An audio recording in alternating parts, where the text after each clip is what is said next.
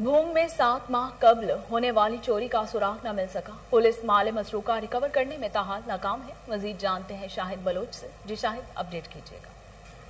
जी बिल्कुल, इस वक्त मैं मौजूद हूँ भोंग के इलाके अड्डा सुई गैस में।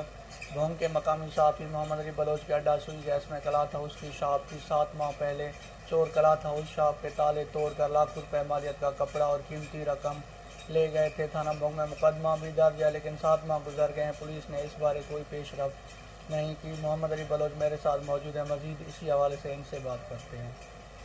जी बिल्कुल, मेरे 7 माह पहले अड्डा सुई गैस में दुकान एक क्लॉथ है उसकी, वहाँ से चोरी हुई थी। तकरीबन 7-8 लाख रुपए मालियत के कपड़े और कीमती रकम भी लेके गए थे। लेकिन थाना भोंग में मैंने FIR भी दर्ज करवाई है, लेकिन अभी तक पुलिस ने मेरी रिकवरी नहीं करवाई।